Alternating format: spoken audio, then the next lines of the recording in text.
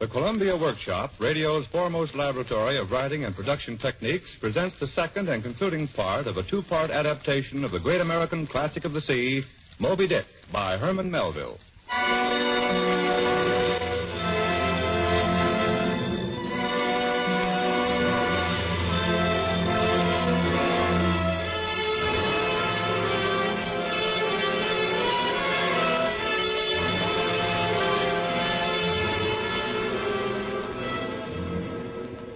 Ernest Kenoy adapted the novel for the Columbia Workshop, and the special musical score was composed by Norman Lockwood and is conducted by Frederick Steiner. The program is directed by Howard G. Barnes.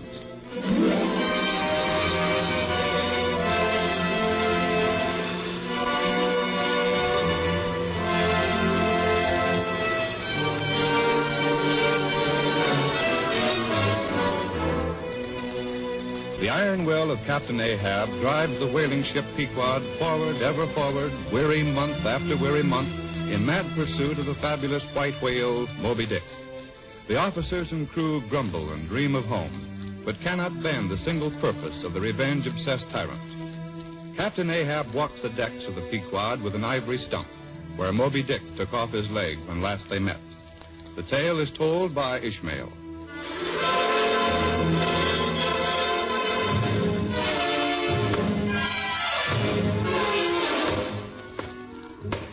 Gray, gaunt Ahab pacing the tilting quarterdeck, his slim white ivory leg pounding an eternal thumping rhythm, searching, hunting the enemy that robbed him of his leg.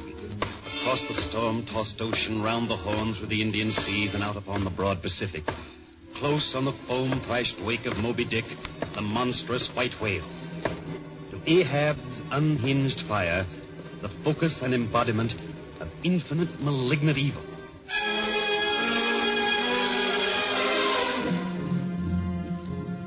Just as the unsetting polar star, so Ahab's purpose gleamed down on the constant midnight of the ship's gloomy crew.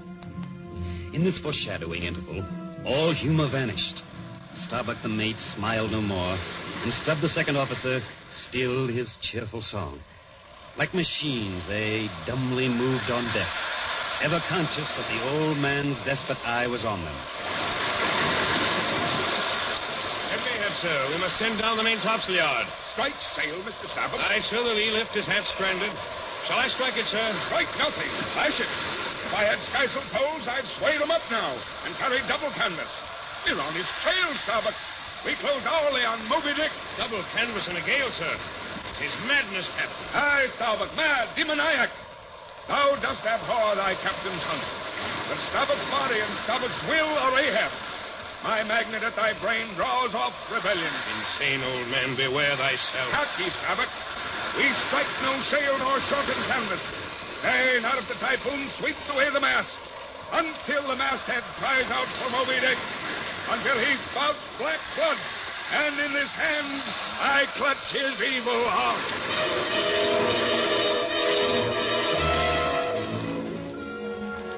And when the seas had calmed again in the summer cool weather of these latitudes, the open sun-beat deck invited Perth, the blacksmith, and he rigged his forge, lashed tight to ring bolts in the deck.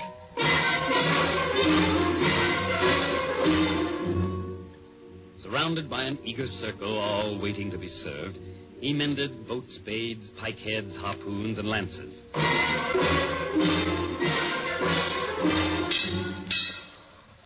He worked in a shower of darting sparks that sprayed round him in thick hovering flight. His father was the keeper of the Eddystone Light. He married a mermaid one fine night. Out of this union there came three. The two was Fishes, the other was me. Yo-ho-ho, the wind blows free. Oh, for the life on the roving sea. Blacksmith! Aye, sir. Thy sparks, Perth. Are they thy mother Carrie's chickens, flying in thy wake? The sparks, sir? Look here. They burn the deck, but thou livest among them without a scorch. Because I am scorched all over, Captain. Not easily canst thou scorch a scar. What wast thou making there? Welding an old pikehead, sir. There was seams and dents in it. And canst thou make it all smooth again, blacksmith, after such hard usage as it had? I think so, sir. Thou canst smooth seams and dents, no matter how hard the metal? Aye, sir. All seams and dents but one. Look ye here, then.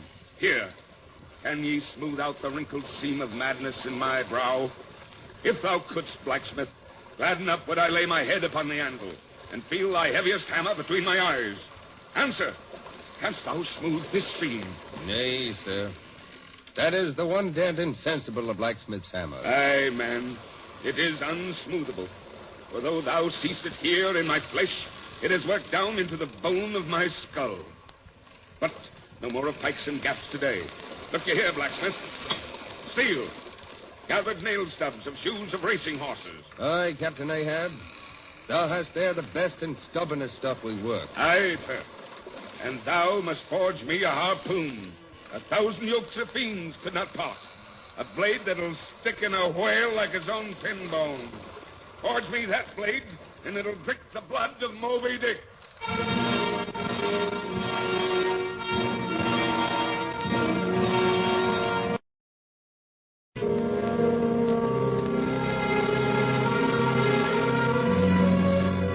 Through the tropic afternoon, the blacksmith heated and hammered the stubborn steel.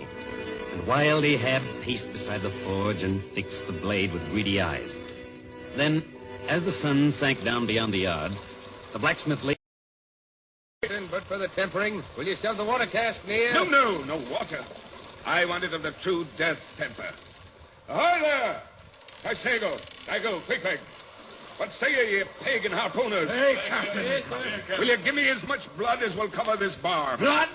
Aye. Blood. For a true temper.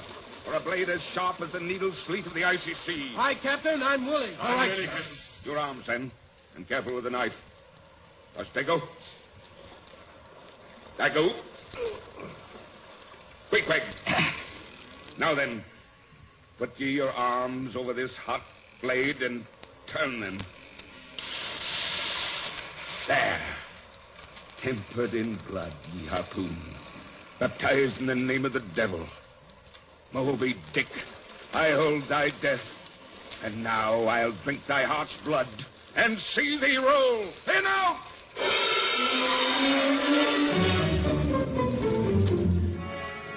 Down swept the Pequod on the line, the cruising ground across the equator, lowering for whales, rocking in the tiny boats on the slow, heaving swells.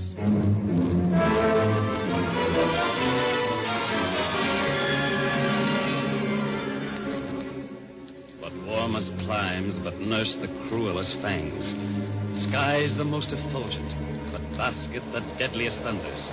And from out that cloudless sky burst the direst of all storms, the typhoon.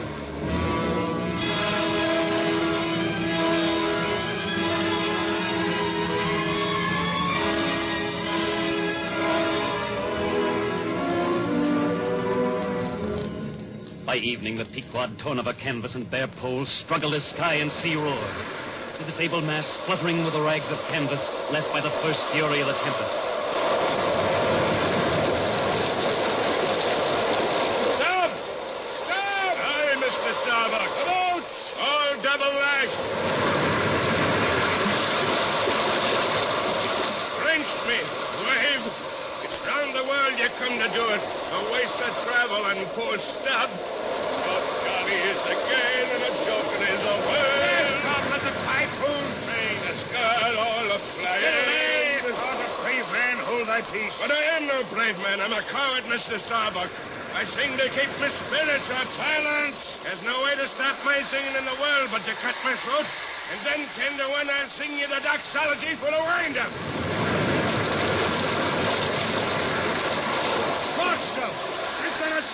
In the dark with the Pacific rammed down my throat. Look, here the gale comes full against the course we steer for Moby Dick. There, in the lightning. Mark Ahab's boat.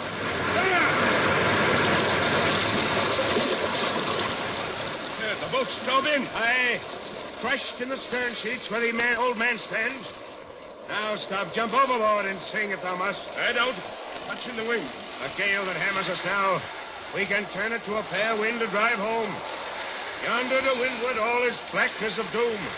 But lowered away from Moby Dick is home. Oh, God, turn us back to Nantucket and home. Starboard! Aye, Captain. Come not about. Drive into it. Nay, Captain. Let me square the yards where we may and make a fair voyage of it homeward. Avast, starboard. I'll cut down the first to cast loose the rope's end. Your oars to hunt the white whales are as binding as mine own. Hey, starboard. We ride into the typhoon. But the anchors are working, sir. Shall I get that inboard? Sir, nothing but lash everything.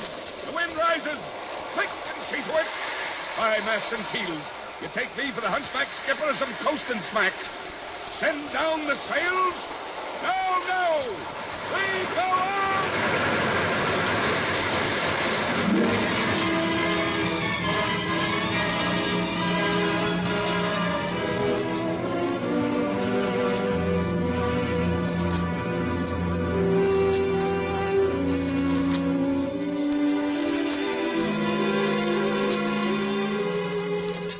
Next morning, the sea rolled in long, slow billows, and striving in the Pequod's gurgling track, pushed her on like giant palms outspread.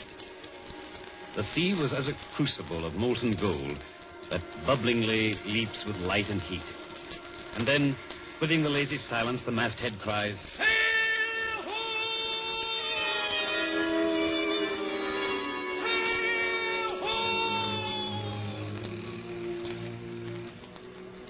On the horizon, its the gansels just visible over the saucer of ocean, a large ship, the Rachel, bore down directly on the Pequod, her spars thickly clustering with men.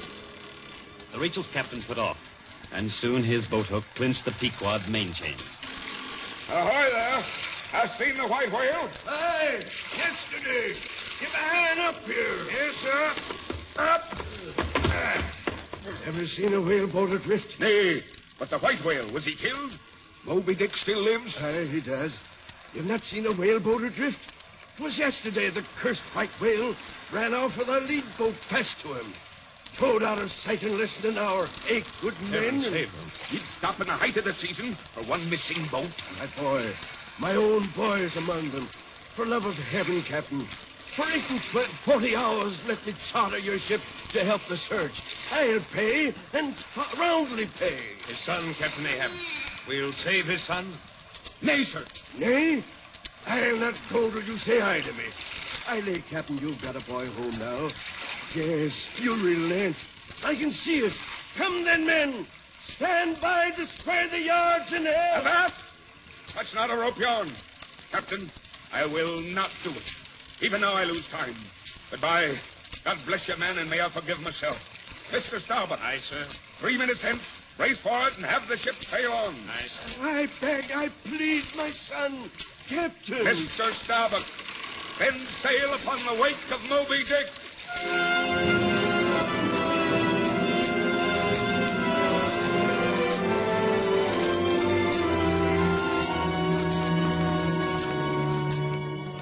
Soon the two ships diverged their wakes. As long as the strange vessel was in sight, she yawed hither and thither. And by her winding, woeful way, you plainly saw that this ship, that was so weeping with spray, still remained without comfort.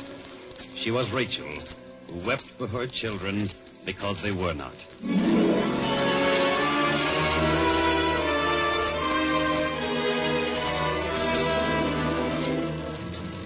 The days went by, and the Pequod rose and fell heavily with every wave. And Ahab, driven by the fire within him, strode the deck with restless urgency. Starbuck. Aye, sir. Oh, Starbuck. The mild, mild wind and gentle sky. On such a day as this, I struck my first whale. 18 I was. 40 years ago. A long time, Captain. And not 3 years ashore. Oh, weariness. 40 years on dry, salted fare. Fit emblem of the dry nourishment of my soul. Thou art married? I, a young girl, But a wife? Rather a widow whose husband lives. I widowed that girl when I married her, Starbuck. Old Ahab, more a demon than a man. Why this strife, this chase? How richer or better is Ahab now? Dismasted, an ivory peg to prop a stump.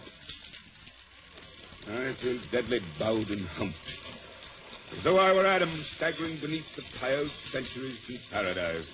Captain, the wind blows to Nantucket. Stand close, Starbuck. Let me look into a human eye.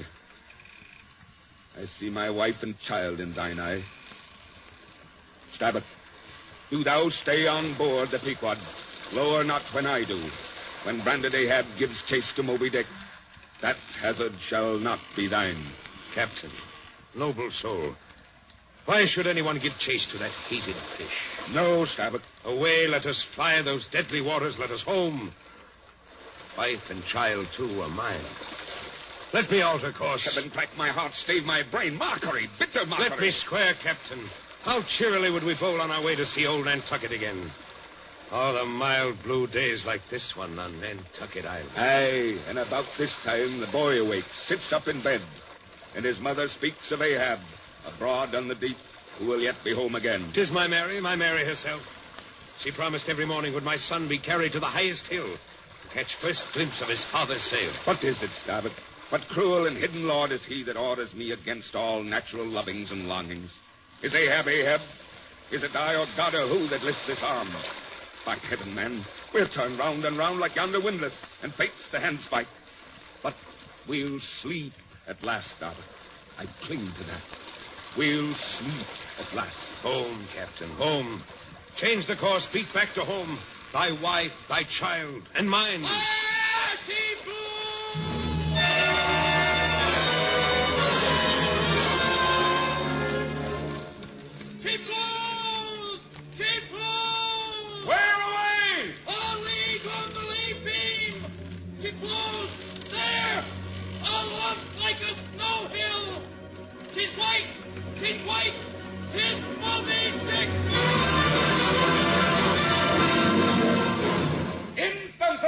Stand by, 3 boats. Mr. Starbuck, Aye, remember, sir. stay on board and keep the ship. Aye, sir. Again! There! There! Down there, Luff a point. Aye, sir, left a point is. So, steady, steady. Steady she goes, sir. Boat crews, tumble out there. Run, blast you, run. Boatsman, sir. Lower, lower. Aye, sir. Stand by. Let's go! Keep the ship, Starbuck. Aye, sir. To leeward, sir. Now, men, unship your oars. Now then. Whoa! Whoa! Blast you! Beach me on the back of Moby Dick. I see thee now. Pull! Pull! I have thee, Moby Dick.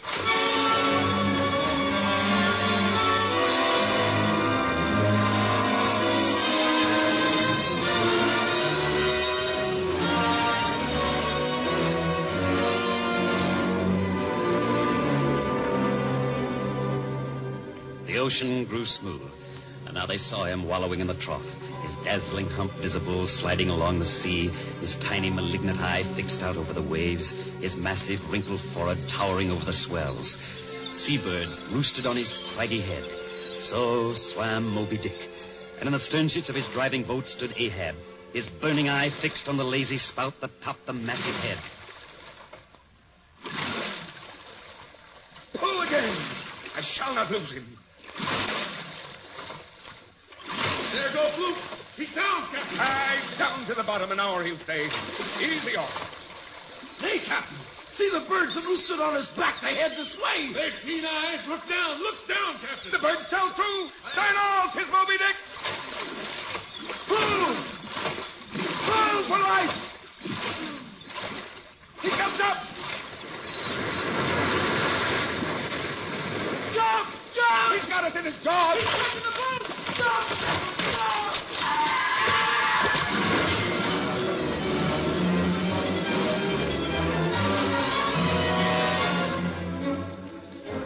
into the churning sea spilled Ahab as the whale's jaws crushed the frail gunwales and sliced the boat in two. And withdrawn from his prey, Moby Dick now lay at a little distance.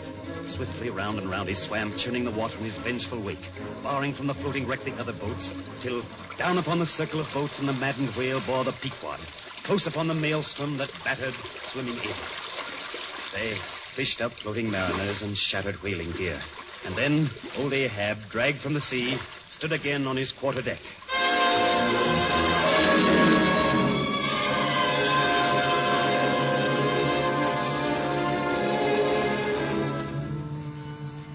The morning of the third day dawned fair and fresh, and once more the lookouts dotted every masthead and almost every spar.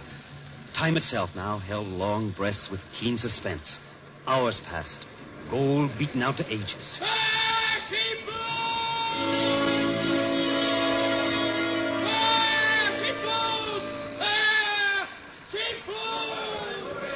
Starbuck. Sir? For the third time, my soul's ship stops upon this voyage. Aye, sir, thou wilt have it so. Some men die at ebb tide, Starbuck. Some at low water, and some at the full of the flood. Shake hands with me now, man. Oh, Captain. Captain, go not. Go not. Man your boats. Stand by the crew. Lower away. Heart of wrought steel. What is this that shoots through me and leaves me so deadly calm and expectant, fixed at the top of a shudder? Merry girl, thou fadest before me. Go stir thyself, Starbuck. Stave it off. Oh, Ahab. Ahab. Shudder, old man. Thou hast brought down death upon us.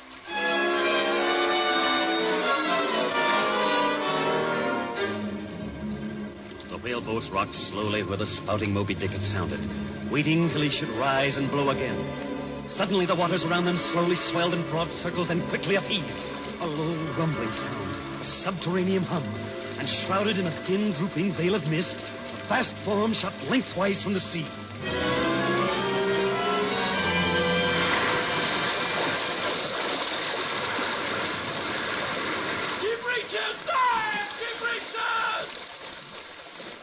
Give way! Backwater all! He cracked that forecast and the other. Do we pick 'em up, Captain? Nay, nay. We still float, and Moby Dick lies 2 boat lengths off. Pull now! Pull! She blows, Captain. Pull again! Once more! Now then, slack off. Hold steady. Harpoon. Now!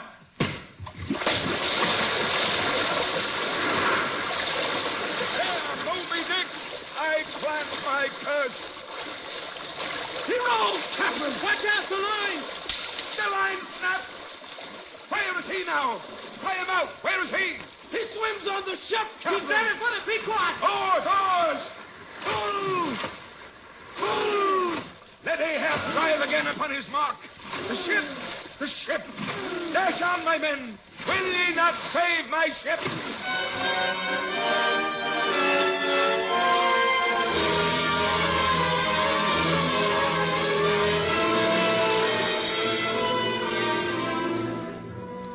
Straight upon the advancing prow, the Pequod drove Moby Dick, smiting his jaw amid fiery showers of foam. On the ship's deck stood Starbuck and sea-drenched Stubb, rescued from the wreckage of the stowboats. The masthead screamed a warning. They turned and caught sight of the downcoming monster. The whale! The whale! Uphelm him, uphelm! Let not Starbuck die if die he must in a woman's fainting fit. Uphelm, ye fools! His jaws are open! The jaws! Oh, Ahab, blow thy work. Steady, helmsman, steady. Uphelm again! He turns to meet us. His bow drives on. May God stand by me now.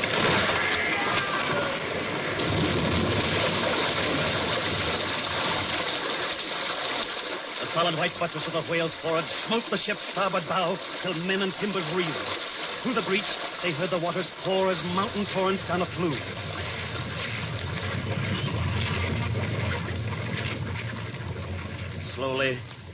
Slowly, the ship settled in the water. The whale lay quiet within a few yards of Ahab's tiny advancing boat.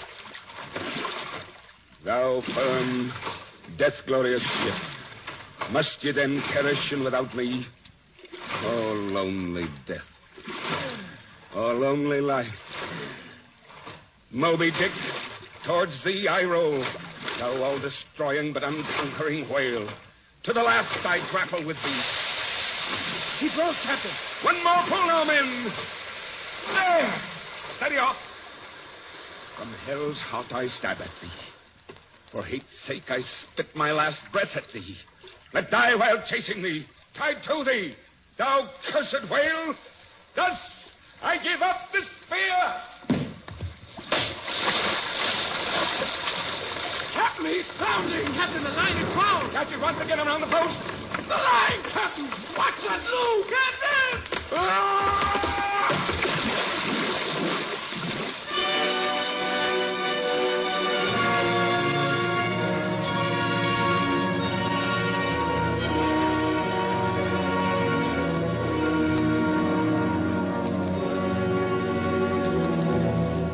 Caught by a flying turn around the neck, the singing whale line shot him over the side. And down through the swirling depths, sank mad Ahab. Down to the silent rest he yearned for, still seeking Moby Dick, following the mighty white whale to the quiet darkness below. And now, concentric circles seized the lone boat itself as the greater bulk of the ship settled into the sea, and all the crew and each floating oar lanced pole spinning all together, animate and inanimate, all round and round in one vortex, sank downward, carrying the smallest ship of the Pequod out of sight.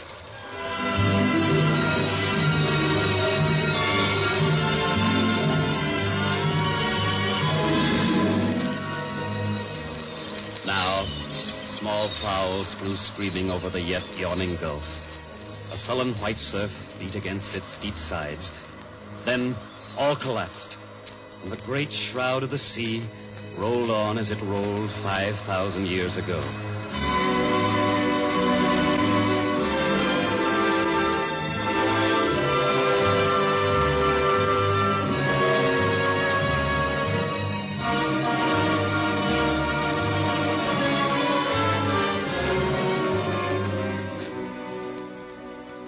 The drama's done.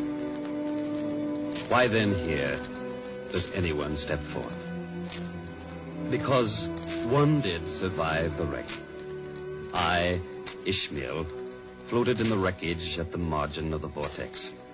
And when the half-spent suction of the ship reached me and drew me round and round to the center of the slowly wheeling circle, it had subsided to a creamy pool.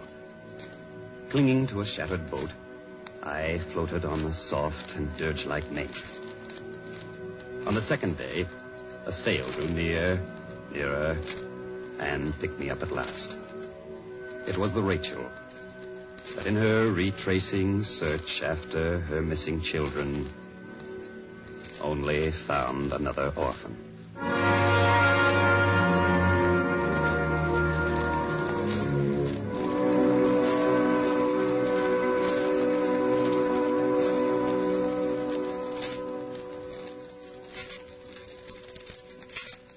So ends Moby Dick by the great American novelist Herman Melville. Today and last week, the Columbia Workshop presented this classic of the seas in two parts as adapted by Ernest Kenoy and directed by Howard G. Barnes. The musical score was composed by Norman Lockwood and conducted by Frederick Steiner. Included in the cast were Sidney Smith as Ishmael, Neil O'Malley was Ahab, and Charles Irving was Starbuck. Next week, over most of these same CBS stations, the Columbia Workshop will present an original fantasy by Joseph Ruskell entitled Lee Fountain Comes of Age, which will be directed by Werner Michel with a special musical score by Alexander Semler. Saturday night is good listening with CBS, so listen now over most of these same stations to the famous correspondent Larry LeSueur in the news. He'll be with you in a moment. This is Don Baker for CBS, the Columbia Broadcasting System.